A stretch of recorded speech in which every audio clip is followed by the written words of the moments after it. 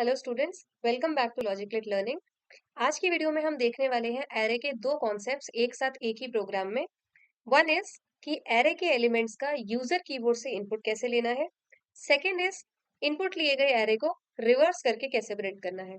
So before starting this again I would like to remind कि जिन लोगों का एरेज का या डेटा स्ट्रक्चर्स का प्रीवियस बेसिक फाउंडेशन जो है वो क्लियर नहीं है, यानी आपके कॉन्सेप्ट्स जो है थियोरेटिकल कॉन्सेप्ट्स वो क्लियर नहीं है, वो पहले इस प्लेलिस्ट से गो थ्रू ना करें। There will be another playlist on the channel जिसमें हम थ्योरी कॉन्सेप्ट्स को डिटेल में डिस्कस कर रहे होंगे। तो आप पहले उस प्लेलिस्ट से गो थ्रू करें, अपने बेसिक्स को क्लियर करें, उसके बाद इस प्लेलिस्ट पे आए। तो स्टार्ट करते हैं विद दिस प्रोग्राम।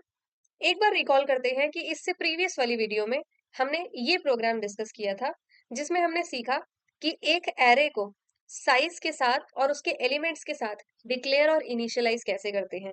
यानी हमने यही प्रोग्राम में बता दिया था कि 5 साइज का हम एरे बनाएंगे, यानी कि 5 एलिमेंट्स उसमें डालेंगे, और साथ ही साथ हमने उसके पांचों एलिमेंट यहीं पे इनिशियलाइज भी कर दिए थे, उनकी वैल्यूज यहीं पे बता दी, और सीधा सीधा हमने एक फॉर लूप के साथ एरे को प्रिंट कर दिया। आज जो हम प्रोग्राम कर रहे हैं उसमें हम चाहते हैं कि हम ये जो 5 है, यानी ये साइज 5, 10, 15, ये कुछ भी हो सकता है, जितना बड़ा आप एरे रखना चाहते हैं, तो हम अपने एरे का साइज तो बता दें, लेकिन ये जो 10, 20, 30, 40, 50 एलिमेंट्स मैंने यहाँ पे दिए हुए हैं, ये हम पहले से हार्ड कोड करके ना रखें। यानी यूजर जब प्रोग्राम को रन करे तो वो अपने कीबोर्ड से ही इनकी वैल्यूज डाले, ताकि हर बार अगर यूजर बार बार उस प्रोग्राम को यूज कर रहा है या अलग अलग यूजर उसे रन कर रहे हैं तो सब अपनी मर्जी की वैल्यूज एरे में पुट कर सके। सो देखते हैं इस प्रोग्राम को। डिस्कस करने से पहले एक बार इस प्रोग्राम का ओवरऑल कोड और आउटपुट देख लेते हैं कि हम कैसा एक्सपेक्टेड आउटपुट टारगेट कर रहे हैं। तो यहाँ मेरी स्क्रीन पे लेफ्ट साइड में है इस प्रोग्राम का पूरा कोड, और राइट साइड में है एक्सपेक्टेड आउटपुट। यानी हम चाहते हैं कि हमारा प्रोग्राम पहले हमें कुछ इस तरह का मैसेज दिखाए, enter the number of elements.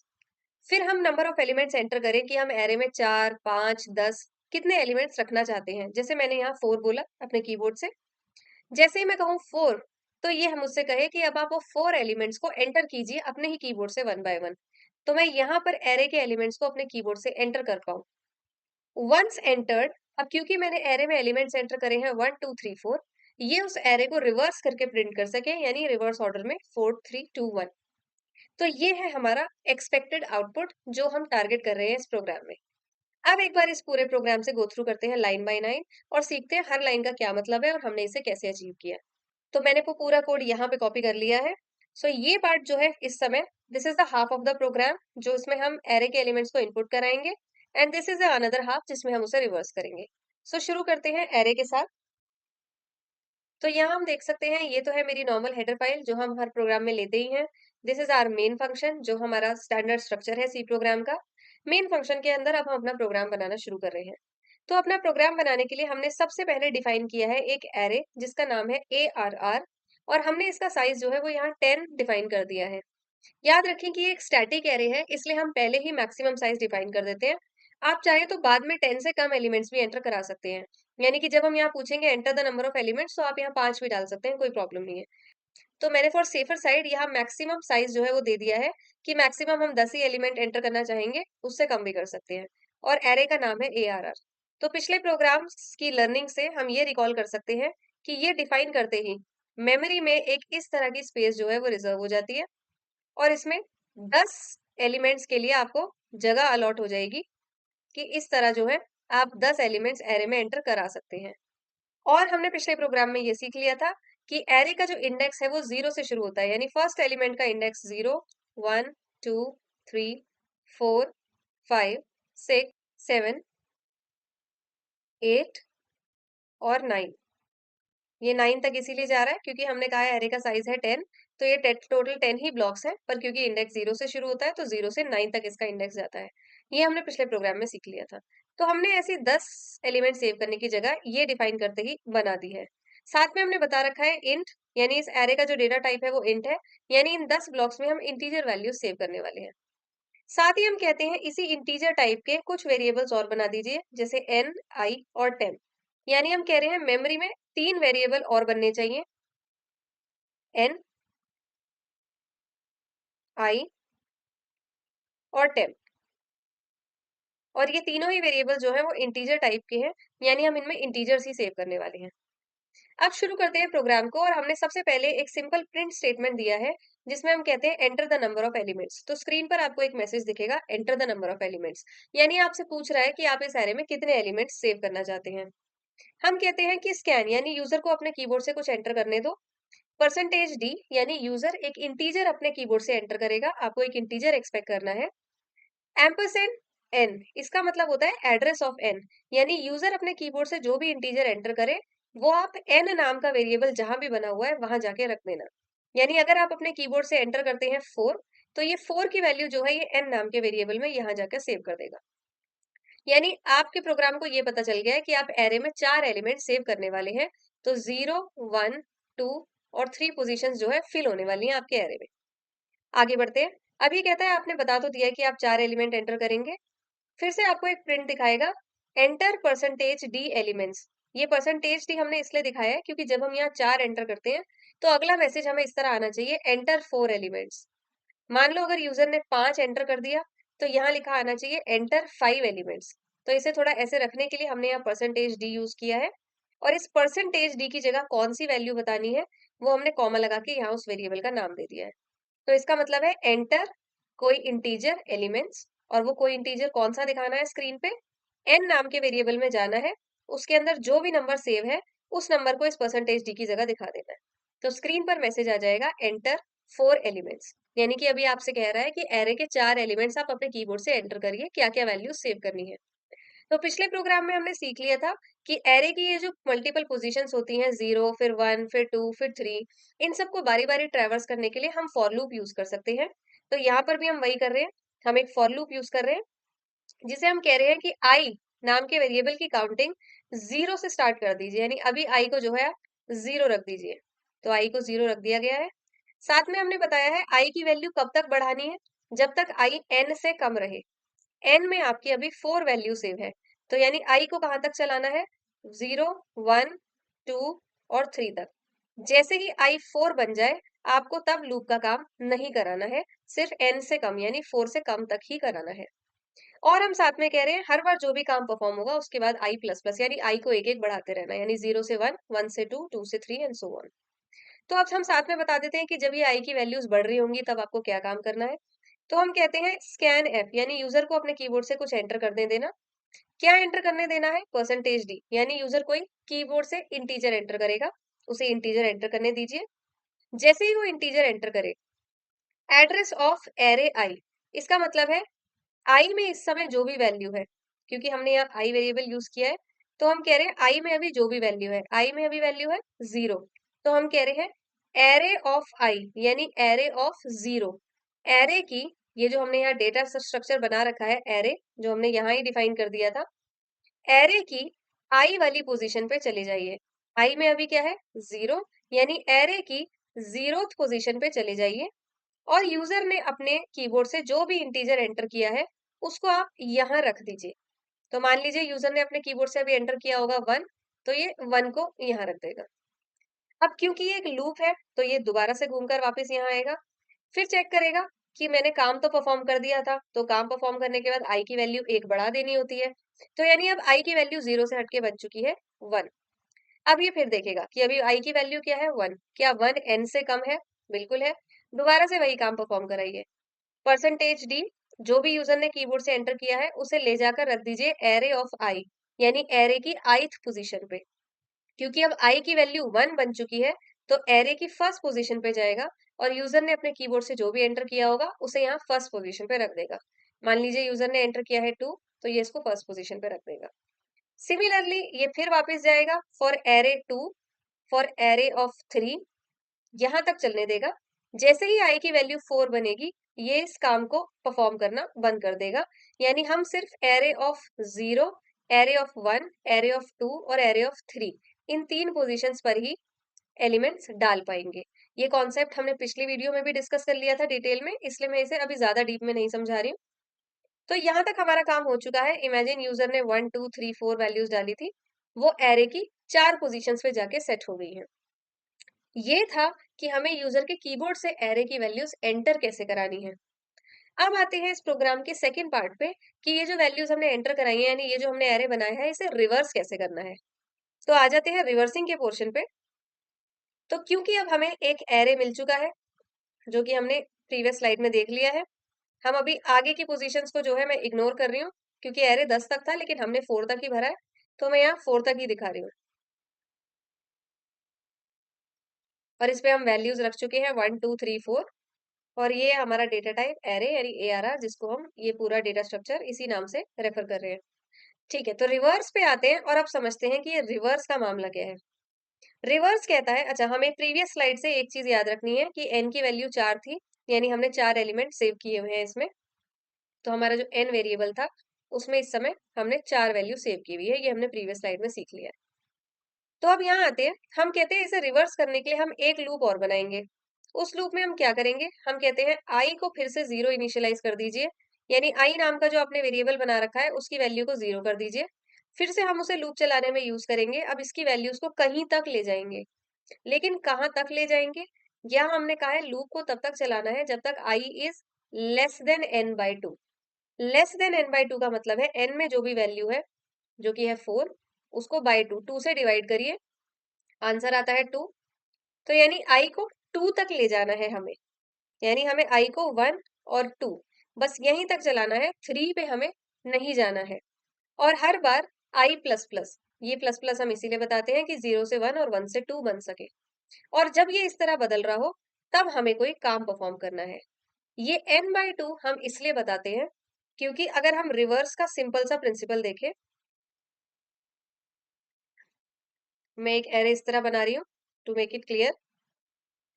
मान लीजिए ये एक एरे है और इसमें इस तरह कुछ एलिमेंट्स इन जगहों पर सेव होने वाले हैं। n/2 तक हम इसे इसलिए चलाते हैं क्योंकि रिवर्स का प्रिंसिपल क्या करने की कोशिश करता है, जो फर्स्ट एलिमेंट होता है उसे उठाकर रखेगा लास्ट पोजीशन पर, फिर जो सेकंड एलिमेंट होगा इसे उठा के रखेगा सेकंड लास्ट पोजीशन पर, फिर जो थर्ड एलिमेंट होगा इसे उठाकर रखेगा यहाँ थर्ड लास्ट पोजीशन पे, फोर्थ एलिमेंट को रखेगा फोर्थ लास्ट पोजीशन पर। अब ऐसे करते करते आपने देखा होगा कि हम सिर्फ 1 2 3 और फोर्थ तक ही पहुंचे थे, और उल्टे चलते चलते भी हम फोर्थ लास्ट पोजीशन तक पहुंच गए। यानी जिस स्पीड से हम इस तरफ से आगे बढ़ रहे थे उसी स्पीड से यहाँ से भी एरे रिवर्स होता हुआ बढ़ता जा रहा था।